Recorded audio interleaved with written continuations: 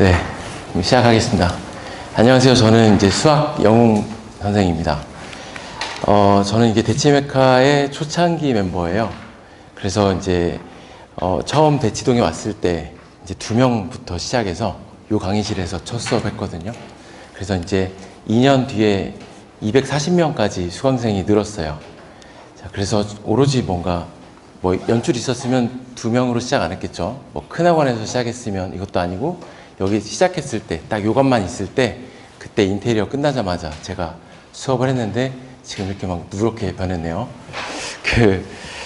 그러다가 이제 코로나 때에 이제 저희 연구원들이 한 10명 정도가 학생 관리하고 문제 만들고 이런 연구원들이 있었는데 이제 저희 수학과 후배들이에요. 그래서 약속한 게 있어서 학원을 좀 내려갔다가 학원도 또 잘 됐어요. 그때도 여기를 빼고 나가는 게 정말 큰 결정이었는데 학원도 잘 됐었는데 또 대치동에서도 막 연락이 많이 왔었어요. 그러다가 학원이 이제 안정화가 되고 제가 없어도 원장도 따로 있고 그래서 이제 돌아가니까 이 대치동 유전자를 못 참겠더라고요. 그래서 다시 여기 꼭 와야겠다라고 마음 먹자마자 어디다가 연락했냐면 제가 나갔던 큰 학원들이 한 6개 정도 있거든요. 지금 여기 뭐 두각이나 뭐 시대 세움이나 이강 클탑 이런 예성 같은 데 있는데 이제 여기를 생각한 게 제일 일관되고 제일 저한테 편하고 같이 성장했었고 그리고 뭔가 그 프레임보다 실체 가지고 올라갔었던 학원도 그렇고 저도 그렇고 그래서 좋은 기억이 있어서 다시 여기에서 시작을 합니다. 대치동 또 기출문제 뭐 10개년 막 분석해놨던 것도 너무 아깝고 그다음에 교재 작업도 너무 잘 되어 있는데 이걸 꼭 대체해서 실체를 보여드리고 싶다라는 생각이 좀 있었고요. 저기 포인터가 요건가요? 사장님? 이거예요? 네. 자, 수업 좀 워밍업 차원에서 지금 교육과정 바뀐 첫 해죠? 첫 해니까 제가 간단히 알려드릴 게 하나 있어요. 그래서 제 수업보다 더 중요한 것 같은 내용입니다. 질문 딱 이거 하나 드릴 건데 매우 간단한 질문이에요. 입모양이라도 괜찮으니까 지금 현재 수시 대 정시의 비율이 몇 대 몇인지 아세요? 제가 처음에 이걸로 잠깐 시작하는 이유는 항상 교육과정이 바뀐 첫 해, 두 번째 해가 부모님이 얼마나 알고 계시느냐 정말 중요한 건 알아야 소신이 생기죠. 소신껏 이 수업 듣고 이렇게 가고 요거는 이 과목은 철저하게 혼자 공부하고 입시는 이렇게 가고 이런 것들이 정해져 있어야 그래야지 잘 됩니다. 애들이 월등히 잘 가요. 첫 해, 두 번째에는. 매 교육 과정마다 그랬어요. 그러니까 바꿔 얘기하면 현재 3학년들 그리고 그 위에 재수생들은 이제 입시가 종합이랑 교과랑 구분도 거의 없어요. 학생부를 어지간히 잘 써봐야 티도 안 납니다. 근데 지금 첫 번째, 두 번째는 최소한 알아야 될 것들도 알고 가야 되는 대학교 입시 전형을 홈페이지 가서 반드시 한 번씩은 들어가 보시는 정도는 꼭 하셔야 될 거라고 생각을 해요. 그리고 이제 5등급제라서 이게 다시 경계가 애매해졌잖아요. 대학교에서도 시험하고 있는 시기라 이걸 꼭 신경을 써보셨으면 좋겠어요. 다시 한번 부탁드릴게요. 수시 대 정시의 비율이 몇 대 몇으로 알고 계세요? 몇 대 몇? 6대 4. 수시 대 정시의 비율이 6대 4. 6대 4일까요? 7대 3? 5대 5? 6대 4가 제일 많이 알고 계신가요? 수시 대 정시 대 비율은 8대 2예요. 저는 지금 수시를 강조하려고 하는 게 아니에요. 정시를 더 강조하는 사람인데 지금 8대입니다. 제가 자료 하나 보여드릴게요. 자, EBS에서 집계한 자료인데 작년에 수시 대 정시의 비율이 몇 대 몇이죠? 8대 2예요. 그죠? 약간 놀라셨죠? 아니 대치동인데 알고 계세요? 근데 이제 문제는 이 8대 2가 아니라고 생각해야 되는 게 전국의 지방대학교들이 아직 폐교를 많이 안 했지만 어떻게든 애들을 끌어모아서 인원수를 채우려고 할 거 아니에요. 그럼 거의 수시의 비율이 100%에 가까워요. 그런 학교들이 정말 많기 때문에 이렇게 올라간 거예요. 지금 제가 이 말씀을 드리면서 생각했던 거는 대치동에 너무 수치적으로 의도를 맞춰서 정시를 강조할 땐 정시, 수시를 강조할 땐 수시, 뭐 소장님들도 본인의 이제 스타일에 맞게 다 통계들이 되게 조작이 많아요. 제가 신문 검색을 해봐도 그 신문들 자료조차도 너무 이렇게 왜곡된 것들이 많아요. 정확하지 않은 것들이 한 군데 있으면 이게 이슈가 돼버려요 또. 거기도 확장이 되고. 그러니까 좀 알고 계시면 좋겠는데, 결국에는 8대2가 아니라 인서울의 메이저 대학교들은 6대4예요. 6대4. 인서울의 메이저 15개 대학, 우리가 관심 있는 대학들은 6대4입니다. 자, 보실까요? 이 서울대 연고대만 뽑았어요. 자, 서울대도 그렇지만 연대를 보시면 55대 45점. 그죠? 근데 이제 문제는 뭐냐면 여기서 이제 최저 등급을 못 맞히는 비율이 몇 프로 정도 되냐면 거의 인서울의 웬만한 대학은 10% 정도 돼요. 저기 세계대학까지 올라가면 조금 줄어들지만 서울대가 조금 더 많이 빠지고 여기가 조금 더 여기도 많이 빠져서 55%에 10%면 5%죠. 5%가 빠지면 결국 여기가 50이 되고 여기도 50이 됩니다.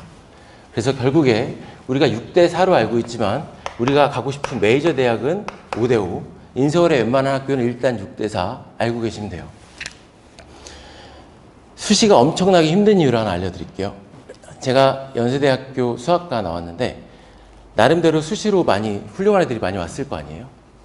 저희 반에 일반고 수시가 한 명도 없습니다. 저희 과에 일반고 수시가 전교 1등이 주로 있고 2등이 거의 없어요.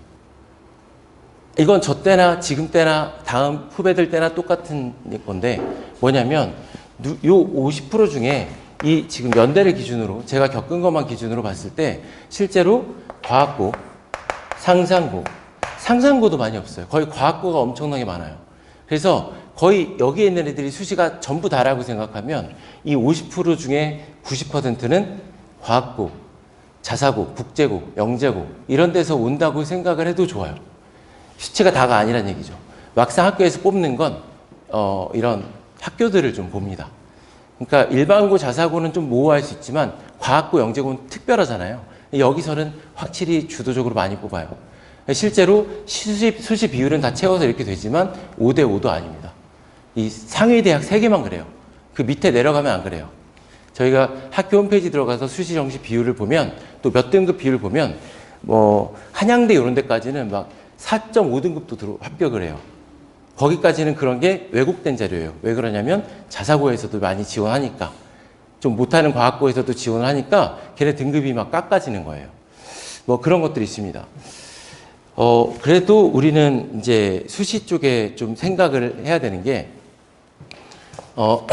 내신이 되게 중요한 이유를 설명을 좀 드리면 일단 내신은 수능에서 내신의 의존도가 크고 내신도 수능 의존도가 되게 커요. 그래서 3학년 내신 과목까지 반드시 한 과목도 소홀히 하지 말고 주요 과목들 있죠. 상대평가에 반영하는 주요 과목들은 최대한 잘 받으려고 애를 써야 되지 지금 와서 아이들이 많이 다운돼 있어요. 자신감이. 그래서 어머님도 많이 포기하신 그런 게 생기는 거고 제가 아까 처음에 농담 삼아 말씀드렸지만 정말 고2 어머님들이 제일 이제 뭔가 다운돼 있어요. 그러다 고3 때는 이제 고3이니까 수능을 한번 잘 해볼까? 어떻게 해보지 않을까? 이렇게 됩니다. 그래서 예비 고1, 고1, 고2, 고3 이게 다 달라요. 제 아이들이 많이 다운돼 있는데 일단 내신을 끝까지 신경을 써줘야 되는 게 일단 5등급제잖아요. 9등급제였으면은 2등급 받을 애가 지금 1등급이 돼 있고 그 다음에 1등급 못 받고 2등급, 2등급 못 받고 3등급 받을 애가 하나씩 위로 올라갈 수 있는 경계가 모호한 상태예요. 그리고 대학도 뽑는 게 첫 해는 분명히 굉장히 허술해요. 첫 해가 상당히 허술합니다. 그래서 가나다군 지원할 때도 소신껏 지원해볼 만한 그게 있어요. 저기 재수할 각오를 했다면 무조건 다 소신 지원만 하면 됩니다. 자, 내신이 또 중요한 이유는요. 이 대치 학교들 있죠. 이제 학교로 판단을 하게 돼요. 대학교에서 일단은. 대치 학교들 위주는 일단 인지도가 좀 있기 때문에 학교가 대치동 쪽에서 일단은 확실히 좀 드러나게 되면 제가 입학사정관들 연대도 알고 시립대도 알고 저 밑에 학교 지방대도 아는데 다 알아요. 학교가 어딘지. 이 프로그램만 봐도 블라인드가 사실상 아니라고 하세요. 그러니까 대치에 있는 학교의 메리트도 있으니까 소신 지원할 수도 있고 또 논술도 할 수 있고, 그 다음에 수능에서 내신이 안 좋으면 깎이는 감점들이 있어요. 그래서 전형이 그러니까 꼭 한번 찾아보시고 내신은 정말 최선을 다하셔야 될 겁니다. 자, 이제 수학에 대한 공부법에 대해서 간단히 설명드릴 건데, 제가 뻔한 얘기를 하려는 게 아니라 아주 무조건 정석으로 이렇게 해야지만 성적이 올라가는 것인데, 다 여고는 가리고 대치 와서도 제가 다른 데서 큰 학원, 전문학원, 유명한 학원에서는 이렇게 좀 하겠지 했던 수학과의 정통 수학 공부 방법이에요. 대학교가 아니고 제가 고등학교 때부터 했고 가르칠 때 항상 많이 와닿았던 이런 방법들인데, 이제 이렇게 가르치는 경우가 많이 없습니다. 한번 보세요. 아이들이 지금 수학을 못하다가 수학을 잘할 수 있어요. 저도 지금처럼 5등급제 때 대학을 갔어요. 5등급제가 수음이양가도 5등급제예요. 그러니까 4등급이 얼마나 심각한 건지 아시겠죠? 양이에요. 저는 고1 때 양이었고요. 고3 때 전교 1등 했어요. 자, 수학은 선행도 안 했고 굉장히 늦게 시작했어요. 이따 비결들은 찬찬히 알려드릴 텐데, 일단 수학 공부는 이렇게 했으니까 한번 보세요. 일단 우리가 잘못 알고 있는 게 사고력이라는 개념인데, 아이들이 문제를 풀 때 어떻게 푸냐면 처음부터 끝까지 쭉 한번 읽어요. 안 되면 시간이 멈춰요. 다시 한번 끝까지 또 읽어요. 안 되면 또 시간이 멈춰요. 물론 못하는 애들은 한 번 읽고 안 되면 넘겨요. 자, 시간이 멈춰요. 이 시간이 가는 게 문제인 거 아시죠? 내신 시험에서 시간이 얼마나 중요한지 아시죠? 뒤에 서술형 40점 가까이 되는 그런 문제들을 놓쳐버릴 수 있는 게 시간이잖아요. 자, 문제 중간 어딘가에 이게 어떻게 풀었더라 이런 생각을 해요. 문제 통으로 보고 이게 어떻게 푸는 문제였더라 생각을 합니다. 왜 이렇게 되냐면, 그동안 중학교 때부터 이어져 온 방식으로 제가 본 거의 99%의 강의들은, 사실상 100%의 강의들이 이렇게 수업을 해요. 선생님들이 개념을 설명을 해주세요. 그리고 예제 10개 중에 한 8개 정도를 풀어주세요. 그 단원에서. 대표 예제를 풀어주면 그 밑에 유제가 있어요. 그럼 유제를 숙제, 연습 문제, 숙제, 나중에 기출문제, 숙제. 자, 그러면 이제 어떤 생각을 하냐면, 문제가 안 풀렸을 때 어디를 가야겠어요? 어디를 볼까요? 해답지를 제일 먼저 볼까요? 여기를 먼저 볼까요? 개념 쪽을 볼까요? 자, 어떤 생각을 해야겠어요? 어떤 생각을 해야 되는지를 봐야겠죠. 근데 아이들은 해답지도 안 보고 여기부터 봐요. 선생님이 풀어준 문제. 이건 아이들이 정말 핵 공감할 거예요. 자, 선생님 어떻게 풀었더라 하고서 어떻게 풀었더라를 문제를 풀려는 거예요. 근데 이제 문제는 뭐냐면, 문제는 뭐냐면, 아이들이 이제 풀다가 조금 때문에 흐름이 몇 초 끊긴 것 뿐이에요. 자, 문제는 뭐냐면, 아이들이 풀다가 모르면 자꾸 여기를 풀고 기억력으로 풀다 보니까 그 시간이 지나면 일단 다 까먹어요. 아까 제가 고2가 되게 중요하다고 말씀드리려는 걸 까먹었는데, 고2는 어떤 시기냐면 일단 자신감이 축 처져 있어요. 이유는 뭐죠?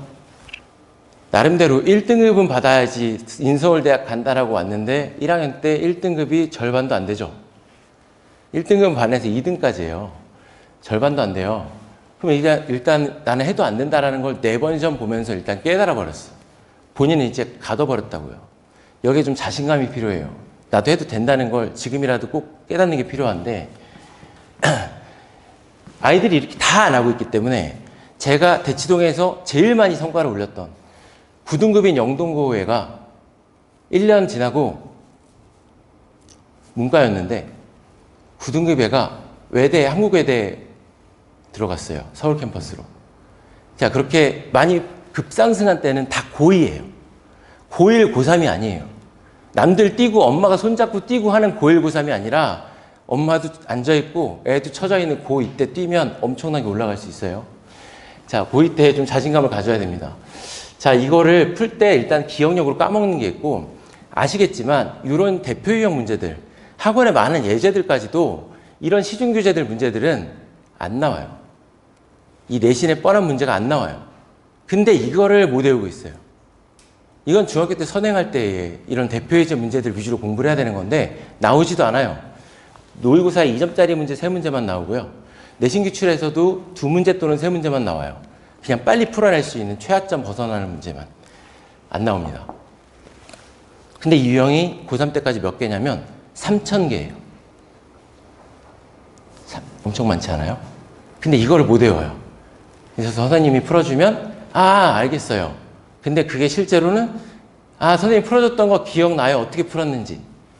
자, 그래서 제일 중요한 거는 선행을 3번, 4번 했어도 다 까먹고, 제가 고2는 또 처지는 요인이 선행이 잘 안 돼 있어요. 공통수학 1, 2보다 훨씬 더 안 돼 있잖아요. 그러니까 뭐 두려운 거예요. 그리고 이 상태로 고3으로 올라가면, 제대로 공부를 안 하고 올라가면 정시에 희망이 없어져요. 미적분 대수부터는 진짜 제대로 해야 됩니다. 제가 어떤 용어마다 하도 대치동에서 많이 쓰는 용어들이 있을 수 있어서 평범하게 들릴 수 있지만 정말 제대로 공부를 해야 돼요.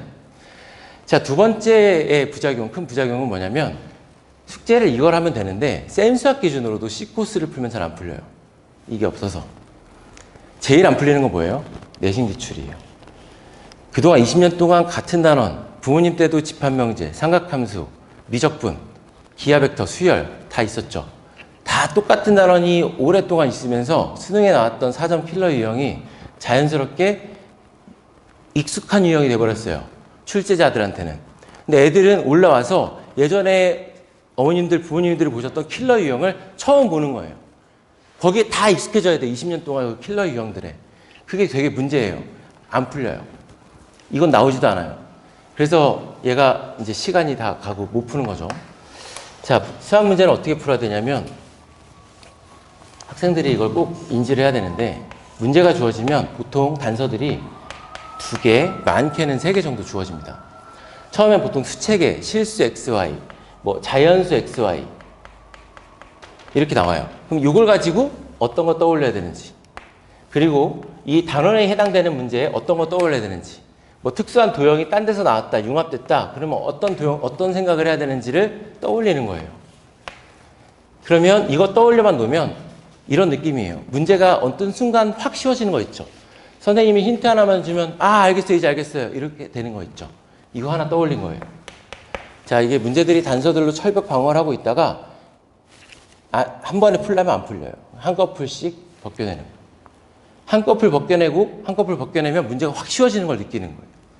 적어도 내신 기출 생소한 문제들 봤을 때 손도 못 대고 있는 게 아니라 한 단계, 두 단계는 건너가 보고서 시작을 할 수 있게끔 만들어야 된다는 얘기입니다. 학생들이 더 공감하겠지만 공감하시겠죠. 네. 그래서 이것들을 모아놓고서 내가 이것들을 떠올리려면 여기에 지식이 있어야 되겠죠. 이게 내가 배웠던 지식이에요.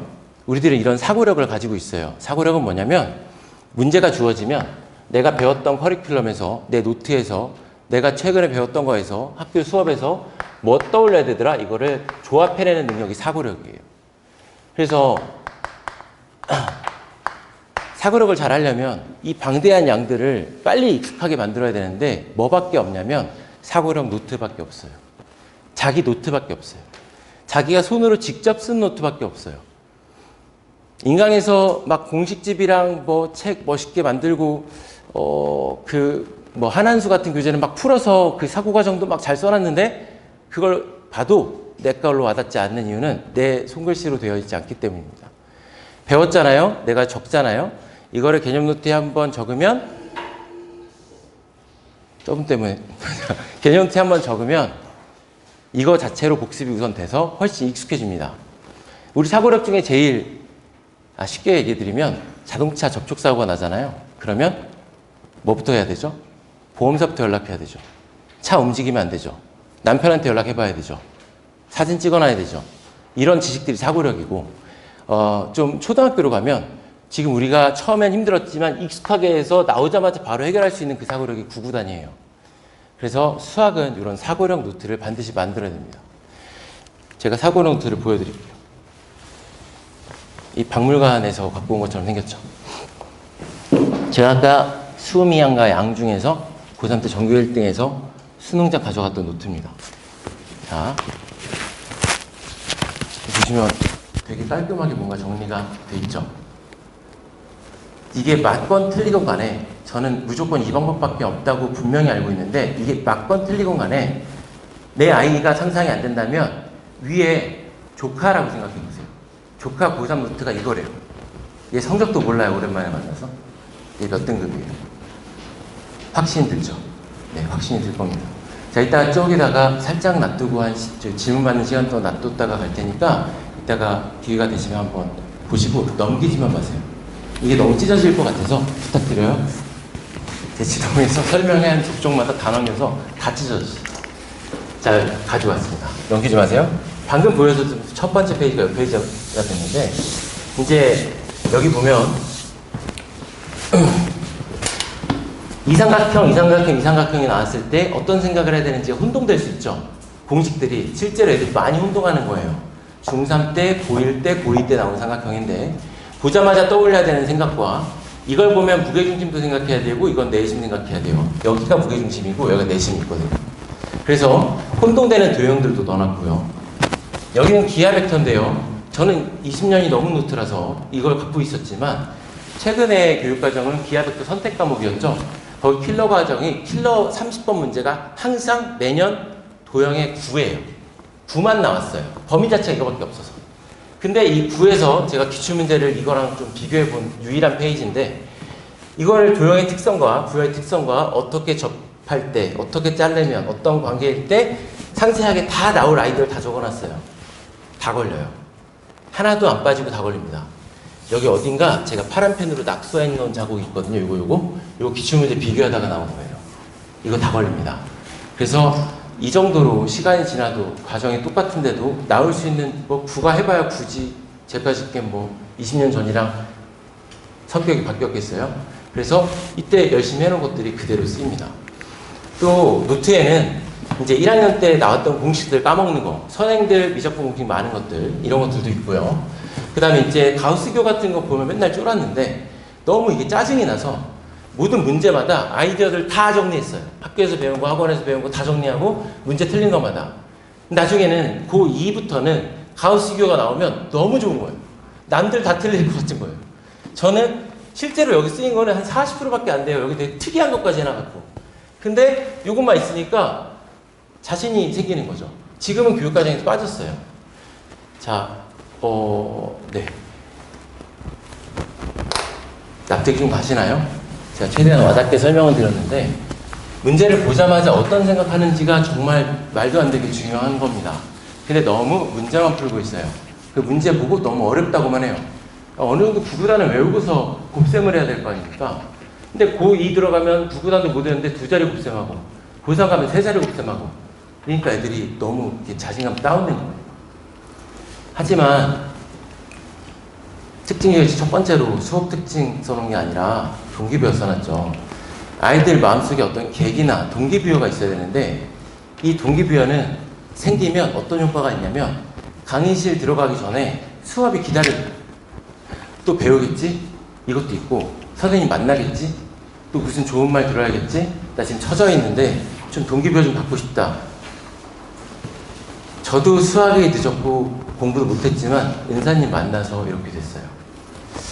그래서 지금 학원에서도 선생님들한테 제일 많이 강조하는 게 매 시간 중간고사면 중간고사대로 초조함이 있을 거고 학기 초면 어떤 마음을 가져야 되는지랑 어려운 문제 만났을 때 이런 뭐 이슈가 있으면 꼭 그때마다 동기부여를 생각하고 가라. 애들 졸리면 딱 끊고 5분만 하고 다시 가고 해라.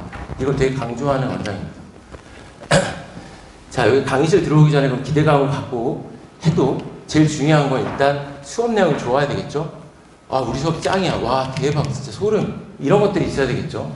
내가 실력이 늘어간다는 착각이라도 들어야 되겠죠? 그리고 내가 쏟은 시간이나 노력이 성취감으로 이어져야 돼요.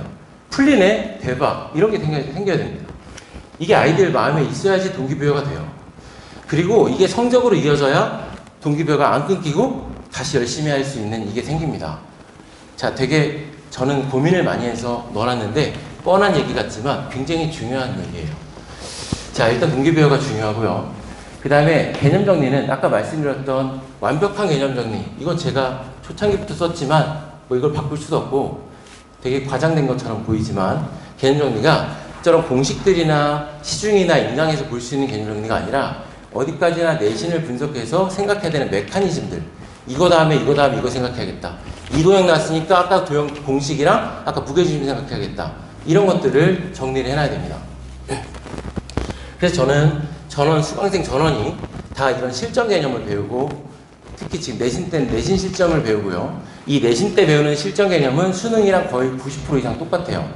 그래서 수능까지 훈련하기 위해서 노트를 만들어서 이걸 다시 볼 수 있게끔 하고요. 노트를 전원 다 완성합니다. 개념 노트를. 자, 그 다음에 성취감을 올리려면 응원이 돼야 되겠죠. 메리트가 있어야 되겠죠. 제가 연줄이 있었으면 처음에 대치동 와서 2명에 시작 안 했겠죠. 처음부터 50명 시작했으면 얼마나 좋았겠습니까? 그죠? 자, 이 성취감은요, 시험 봤을 때, 나 봤던 문제인데 라고 나와요. 이게 적중률이라는 게 또 과장돼 보이지만, 한번 시험을 보면 이 과장이 아니라는 느낌이 들 거예요. 시험을 보면 내신 기출 문제에서 출제될 만한 포인트가 있는 문제들을 다 뽑아요. 여기 구식 문제들 버리고 최근에 많이 나왔던 것들 위주로 다 뽑고요. 그다음 수능과 연관이 깊은 것들 선생님이 항상 관심이 높기 때문에 신유형은 최근 수능 쪽에서만 나와요. 다른 기출문제, 기존의 기출문제에서 아니고 수능에서만 나와서 새롭게 창작한 것들을 학교별로 모방을 합니다. 그리고 저희가 연구소에서 가장 많이 공을 들이는 게 지금 연구소가 10여 년 됐는데 2014년부터니까 지금 10년 넘었네요.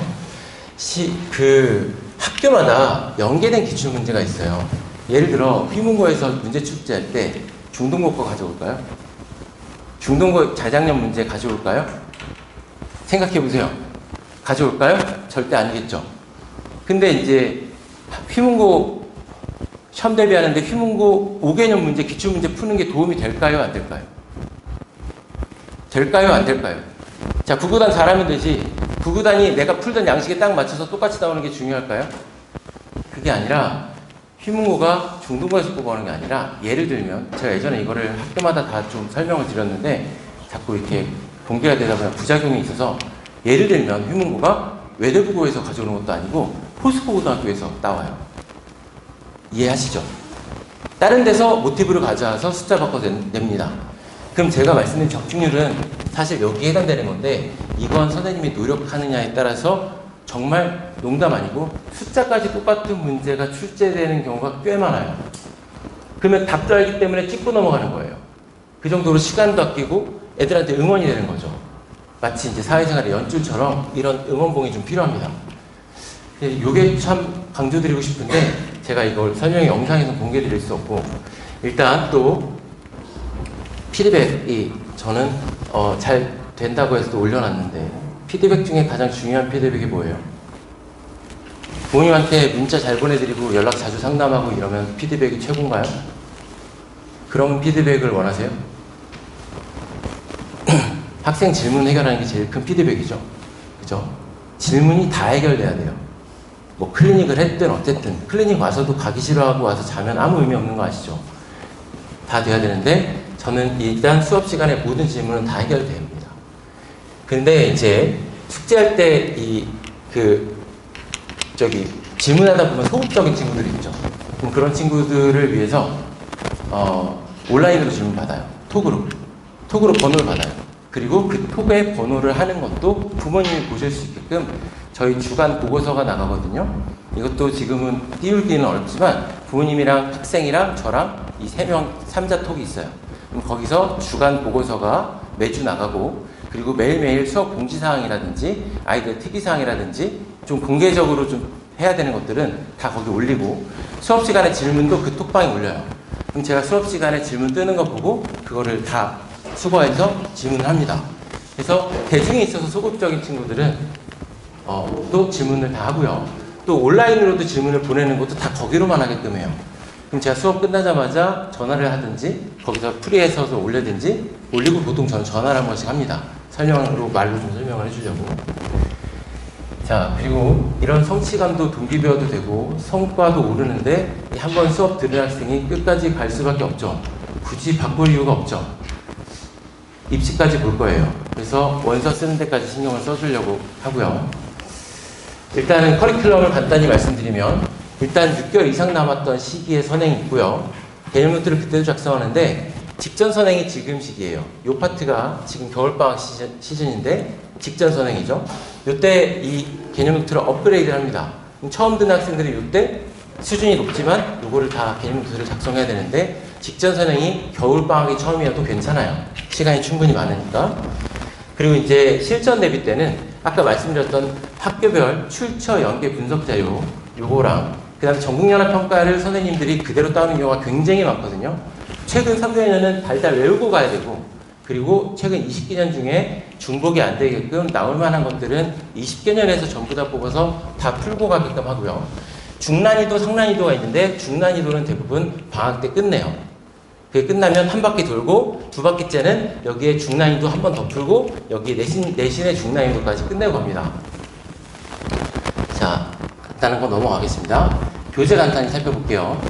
교재는 아이들이 학교 수업에서 좀 효율성을 높이고 나 이거 배웠던 건데 나 잘 아는 건데 라는 느낌을 더 주기 위해서 글씨체라든지 그림 그래프를 교과서에서 최대한 다 따왔고요. 그리고 이제 개념 노트를 작성하기 위해서 뭔가 이렇게 정돈된 설명으로 써놨어요. 이걸 그대로 수업 끝나면 개념 노트 작성해 오는 게 첫 번째예요. 자, 그리고 되게 저만의 특별한 스킬이라든지 특별한 메커니즘 죽어도 알고 가야 되고 시험에 100% 출제 확실한 것들은 이런 표시를 해놨어요. 제가 영웅이니까 이제 슈퍼 히어로입니다. 그리고 이제 아이들이 필기가 너무 없어도 졸리고 너무 많아도 수업 시간을 쓰느라 집중이 안 돼서 필요한 것들은 다 빈칸으로 이렇게 뚫어놨어요. 그리고 이제 밑줄 치고 빈칸에 쓰면서 적게끔. 그리고 이제 이걸 써야지 개념 노트가 작성이 되겠죠. 자, 문제 밑에 아까처럼 예제가 있는 게 아니라 자, 이런 문제들이 있는데 이 문제들을 푸는 메커니즘들을 또 개념 노트 작성을 위해서 적어놨습니다. 자, 간단한 예제, 정말 간단하죠? 센서보다 훨씬 간단하죠? 근데 여기에 나오는 물음들은 간단하지만 이 개념들을 적용할 아이디어예요. 누가 아이디어를 잘 뽑아내느냐가 문제이기 때문에 그 다음에 선생님이 수업 시간 해줬던 거 복습하면서 한 번 더 보라고 이렇게 설명도 한번 좀 써놨습니다. 마지막으로 이 겨울방학이 저희 이제 고3 스케줄을 다 짜고 나서 이제 짜다 보니까 이제 겨울방학에 이렇게 시간표가 나와요. 근데 여기 쇼고 선생님은 쇼고는 이제 본명인데 이제 일본인 맞고요. 대치 퀴즈예요. 걱정 안 하셔도 되는 게 휘문고 나왔고요. 이제 세우마관에서 휘문고 전문반 계속 하시다가 저랑 학원으로 나갔다가 저희 학원에서 정말 히어로 한번 뽑아온 겁니다. 제일 히어로고 이분은 고2 과목, 고3 과목만 해요. 미적분 대수 위주로만 하고 선택 과목하고. 그래서 문제풀이는 정말 기가 막히게 정말 기깔난다는 얘기를 정말 자주 하는데 정말 탁월한 분이니까 케미가 잘 맞아요. 일단 제 개념이랑 이렇게 서로 공유를 매주 만나서 스터디를 했던 분이고 지금 한 7년 정도 됐습니다. 그래서 방학 때는 이렇게 학기 중에는 혼자씩 학교를 봤지만 방학 때는 제가 이제 시작해서 개념이랑 3점짜리, 그다음 준 4점짜리 쉬운 거 해주면 여기서 킬러 푸는 형식으로 시작을 하고 나중엔 저는 교육청 기출 풀고 쇼고가 내신 기출 분석해서 풀고 이 기간 동안 최근 내신 기출을 한 번 더 저희랑 이제 회의해서 기출 문제 만들어서 학기 중에는 이제 쇼고가 하고 저도 따로 하고 이렇게 갈 겁니다. 이게 더 좋아서 이렇게 깐 거고 제가 아까 2명에서 240명까지 갈 때도 저희 연구원들이랑 몇 명은 듀엣 수업을 했어요. 학원을 6개 나가다 보니까. 근데 그때 쇼고가 제일 잘했던 분이기도 합니다. 자, 여기는 이제 해보면 앞에 설명드린 이유로 이제 2학기 시험 한번 보면 이 직전 반응학을 디디고서 3월달에 딱 오면 굉장히 자신감이 올라갈 거예요. 근데 3월달에 딱 오면 아이디어가 공유가 안 되죠. 조금이라도 숙달된 상태로 가면 되니까 제가 많이 느끼는 건 직전 방학 때 디디고서 학기 중 가면 정말 효과가 큽니다. 여기에 간단히 아까 했던 거를 써놨고요. 이 개강은 12월 31일이고 1월 5일인데 여기서 연휴나 반별로 이렇게 아이들이 시간이 맞는 시간이 더 있으면 보충 수업을 1회에서 2회 정도는 할 예정이에요. 자, 끝났습니다. 빨리 나가라고 해서 빨리 끝냈습니다. 자, 질문 있으시면 제가 지금은 다음 순서가 있으니까 하고 잠깐 나가기 질문은 몇 가지 드리고요. 전화번호는 개강 직전 설명 이렇게 알려드릴게요. 감사합니다.